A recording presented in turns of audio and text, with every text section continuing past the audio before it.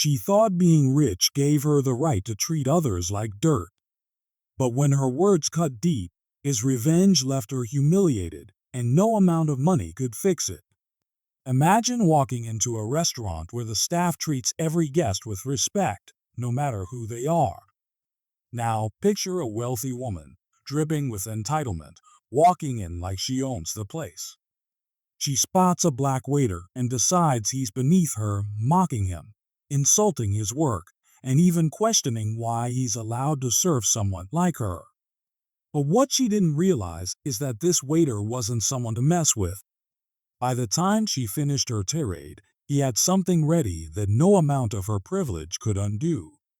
The entire restaurant watched as her perfect image crumbled. Curious? Let's dive into the story of how one man stood up and shocked everyone. The story begins in an upscale restaurant, a place where the wealthy come to indulge in fine dining and flaunt their status. For most, it's a space of luxury and leisure. For others, like the hardworking staff, it's a demanding workplace where respect isn't always guaranteed. Among the team that day was James, a black waiter known for his professionalism and unshakable patience. It was an ordinary shift for James until she walked in a woman in her late 50s, dressed head to toe in designer labels, carrying an air of arrogance that turned heads the moment she stepped inside. This was Amanda Wells, a billionaire known for her aggressive attitude and dismissive behavior toward those she deemed lesser. Her reputation had preceded her, but no one, not even James, could have predicted what was about to unfold. From the moment Amanda sat down, her attitude was sharp and demeaning. She snapped her fingers to call James over, not even glancing at the menu. "You're late," she said coldly, though James had approached her table within seconds. Without allowing him to respond, she followed up with, "Do you even know how to do your job properly?" James, as always, kept his composure. "Good afternoon, ma'am. How can I assist you today?" he asked politely, his voice steady despite the tension in the air. Amanda raised an eyebrow, scanning him as if appraising an object at an auction. "Assist me? Let's start by not standing there like a statue. Get me a drink, sparkling water. And don't take forever." The surrounding tables began to take notice. A few diners exchanged uneasy glances, their discomfort evident. But Amanda seemed oblivious, or perhaps she thrived on the attention. When James returned with her drink, she barely acknowledged him before launching into another round of insults. "Do you always look this miserable? Smile. You're lucky to even have a job." The words cut deeper than Amanda could have imagined, but James refused to let her see it. He smiled, not because she told him to, but because he wouldn't give her the satisfaction of breaking him. "Is there anything else I can bring for you, ma'am?" he asked, his tone remaining professional.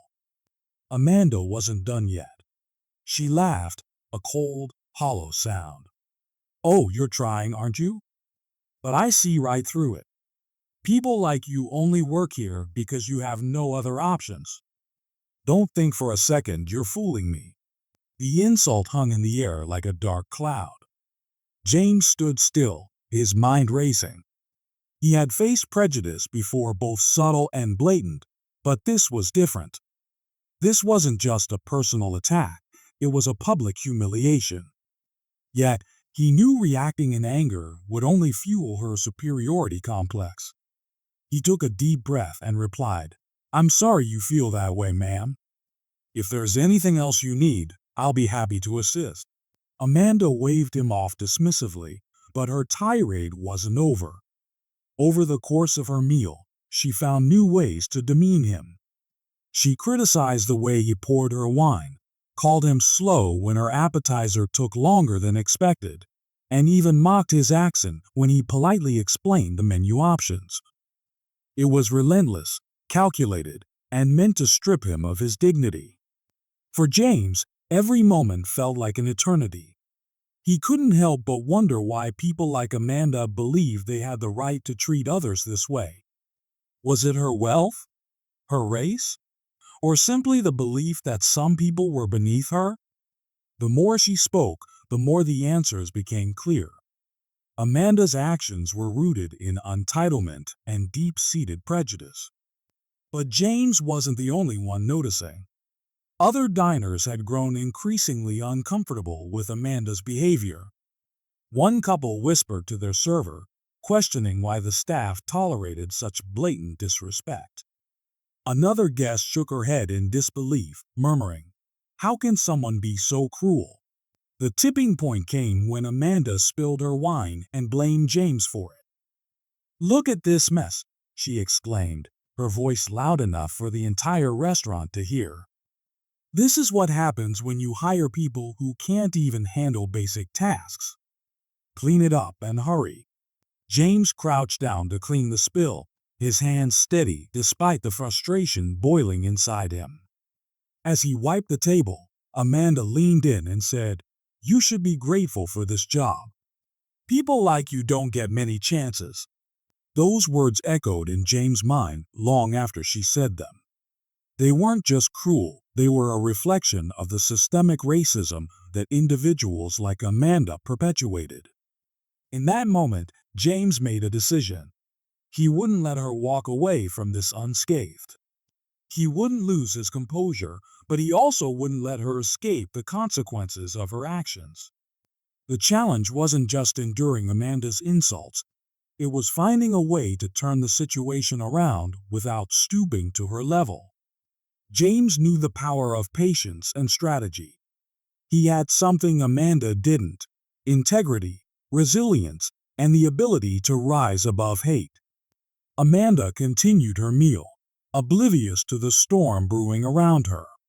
She didn't notice the whispers from other tables or the disapproving stares from the staff. To her, this was just another day, another opportunity to assert her superiority. But for James, it was the beginning of something much bigger than her ego. What she didn't realize was that the waiter she belittled was about to teach her a lesson she'd never forget. One that would leave her reeling, not just from embarrassment, but from the realization that her wealth couldn't shield her from the truth. As Amanda continued her tirade, James quietly retreated to the back of the restaurant to gather his thoughts. Her insults were cutting, her entitlement infuriating, but James knew better than to act on emotion. He'd worked hard to build a reputation for professionalism, and he wasn't about to let one woman destroy it. Still, something about this encounter felt different. This wasn't just about her, it was about standing up to the behavior she represented. While Amanda sat at her table, oblivious to the growing discomfort around her, James began planning his next move. He knew he couldn't approach this situation with anger or recklessness. If he was going to respond, it had to be in a way that left her stunned, speechless, and with no room to deny the consequences of her actions. As James returned to the dining area, Amanda snapped her fingers again. "Finally," she said with exaggerated impatience. "Do you always take this long? It's a miracle you still have a job." The comment drew a few gasps from nearby diners, but Amanda didn't seem to care. Her tone made it clear she expected everyone to cater to her whims. No questions asked. James calmly placed her dessert on the table and said, "I apologize for the delay, ma'am. I'll make sure everything is perfect for you from here on out." His response was so polite it almost masked the resolve building inside him. Almost. But Amanda's arrogance blinded her to the subtle shift in James' demeanor.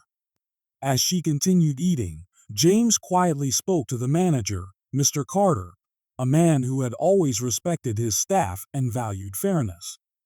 James explained the situation in detail, from Amanda's demeaning comments to her refusal to treat him with basic decency. Mr. Carter, who had overheard bits of the interaction, nodded in agreement. "We've had guests like her before," he said. "But this is unacceptable.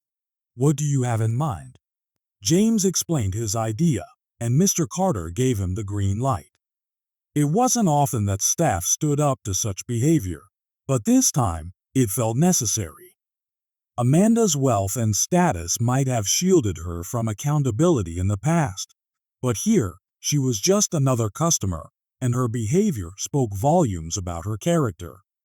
Meanwhile, Amanda was finishing her meal, still throwing snide remarks James' way. She smirked as she leaned back in her chair, saying loud enough for everyone to hear, "You know, places like this used to have standards. Now they just let anyone work here." James approached her table with the same calm professionalism he'd shown all evening. "Ma'am," he began, "I'd like to thank you for dining with us tonight. Before you leave, we have a special gesture of appreciation for all our guests." Amanda raised an eyebrow, intrigued by the idea of a special gesture. In her mind, it was no more than she deserved. James gestured toward a projector that the staff had quickly set up while Amanda was dining. As the lights dimmed slightly, the screen lit up with a short video. At first, Amanda seemed pleased, assuming it was some promotional material. But within seconds, her expression shifted. The video began with a clip of James at work, smiling as he served other customers taken from the restaurant's promotional footage. It transitioned to show customer testimonials praising James for his professionalism, kindness, and dedication. One diner's voiceover said, "James is the kind of person who reminds you what respect and hard work look like." Amanda's smug demeanor faltered. She sat up straighter, her face tightening. Then, the video took a turn. A hidden microphone near her table had captured snippets of her cruel comments throughout the evening. The audio played her voice, crystal clear. "People like you should be grateful you're allowed to work here. This place hires anyone these days. Don't stand there like an idiot, do your job." The room fell silent. Guests who had witnessed Amanda's behavior exchanged knowing glances, while others stared at her in disbelief. The video ended with a simple message: "Respect is earned, not bought." Amanda's face turned red. She stood up abruptly, her chair screeching against the floor. "How dare you?" she hissed, glaring at James and Mr. Carter. "This is humiliating." Mr. Carter stepped forward, his tone firm but polite. "Ma'am, your behavior tonight was unacceptable. Our staff work hard to provide exceptional service, and they deserve to be treated with respect. We value every guest, but we also value our team. If you're unable to treat them with dignity, this may not be the right establishment for you." Amanda opened her mouth to argue, but the murmurs from the other table stopped her. People were whispering, their judgment evident. For the first time, Amanda seemed to realize that her wealth and status couldn't protect her here. She grabbed her bag and stormed out of the restaurant, leaving behind a table full of untouched food and a room full of satisfied diners. As the door closed behind her, James felt a weight lift off his shoulders. The restaurant erupted into quiet applause, dignified but heartfelt. Other staff members patted James on the back, and one diner approached him to say, "You handled that with more grace than most people could. Thank you for standing up for yourself." In the aftermath, the incident became a talking point among regulars and even spread on social media. Some praised the restaurant for taking a stand, while others called it a wake-up call for those who believe their wealth excuses poor behavior. For James, it wasn't about going viral or making headlines. It was about proving that dignity and respect matter, no matter who you are. Amanda might have walked out humiliated, but James walked away with something far more valuable: the knowledge that he had faced hatred with grace and strength and won. The atmosphere in the restaurant was tense. Amanda's outburst and entitlement had created a palpable discomfort, but no one dared to intervene. As she sat smugly at her table, satisfied that her words had gone unchallenged, James stood near the kitchen, watching her with quiet resolve.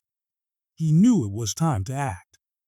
James approached Amanda's table one last time, carrying an air of confidence that made her momentarily pause. She tilted her head, clearly unimpressed, as he calmly placed a folder on the table. "Ma'am," he said politely, "before you leave, I'd like to share something important with you." Amanda raised an eyebrow, skeptical but intrigued. "What is this?" she asked, her voice laced with irritation. James gestured toward the folder. "It's a small reflection of the people who work here, our qualifications, our experiences, and the challenges we've overcome to be where we are." Amanda let out a sharp laugh. "Challenges? What challenges?" "You're a waiter. It's not exactly rocket science."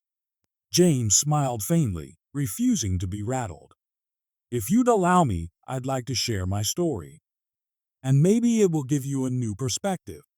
The restaurant grew quieter as nearby diners leaned in, curious to see what would happen next. Amanda rolled her eyes, but gestured for him to continue. She was confident that whatever he said would only reinforce her superiority. James began, his voice steady but firm. "I grew up in a neighborhood where opportunities were few and discrimination was everywhere. But I worked hard. I earned a degree in hospitality management, and I've been recognized for my service at multiple establishments. I chose this job because I love connecting with people and creating memorable experiences. What I didn't expect was to be treated as less than human because of the color of my skin." Amanda shifted in her seat, her smirk faltering slightly. James continued, "Tonight, your words reminded me of every time someone doubted my worth, not because of my skills, but because of their assumptions. You've made it clear how you see me. But I'd like to show you who I really am." James turned toward the projector screen the staff had prepared earlier. As the lights dimmed, a slideshow began to play. It featured James at various milestones in his career, receiving awards, attending conferences, and leading team building workshops. The audience saw James not as a mere waiter, but as a dedicated professional who had overcome countless obstacles to excel in his field.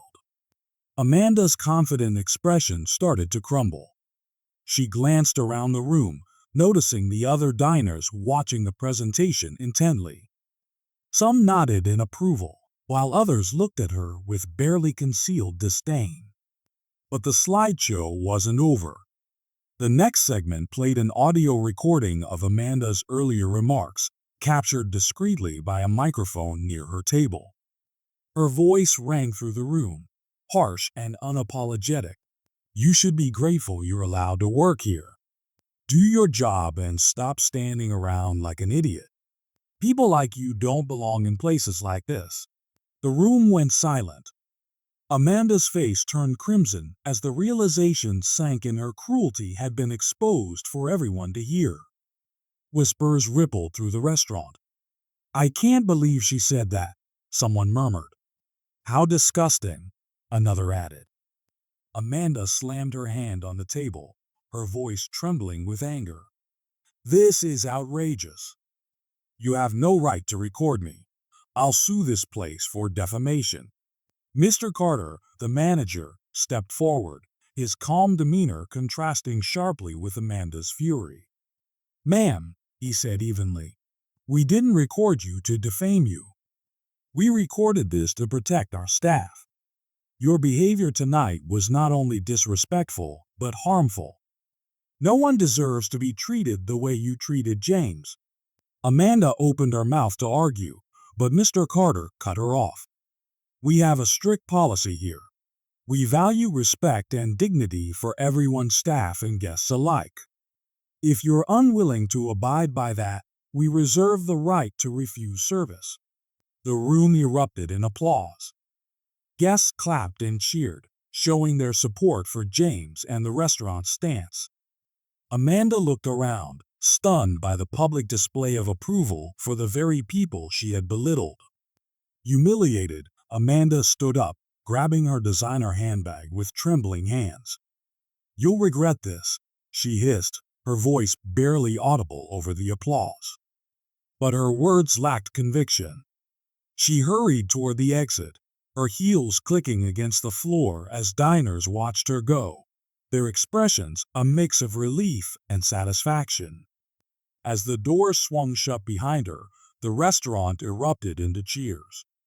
One diner stood up and raised their glass. "To James," they shouted. Others quickly joined in, toasting to the man who had handled the situation with grace and courage. James, though humbled by the support, didn't let the moment inflate his ego. He smiled and thanked the diners, his calm demeanor returning. When the applause died down, he turned to Mr. Carter, who patted him on the back. "You handled that better than anyone else could," the manager said. "We're lucky to have you." For James, the moment wasn't about revenge or humiliation. It was about standing up for himself and sending a message to people like Amanda that no amount of wealth or privilege gives anyone the right to demean another human being. And that sometimes dignity and resilience can win against even the most deep-seated prejudice. The incident didn't just end there. Word of the event spread online after some diners shared their experience. The story became a viral sensation, with people praising James for his professionalism and the restaurant for taking a stand. Amanda, on the other hand, found herself the subject of harsh criticism, her reputation tarnished by her own actions. In the end, justice wasn't just served, it was celebrated. And James walked away knowing he had turned a moment of hatred into a lesson in humanity. In the end, Amanda's wealth couldn't protect her from the consequences of her actions. Her public humiliation served as a reminder that no one is above accountability. Meanwhile, James proved that dignity, resilience, and standing up for oneself are far more powerful than hatred. The restaurant staff and guests united in their support, sending a clear message. Respect is non-negotiable. Justice was served, not just for James, but for anyone who's ever been belittled for simply being themselves. Subscribe for more stories like this or check out the next video to see another jaw-dropping twist. Please note, this is not a real story. It's a fictional story only for education and entertainment purposes.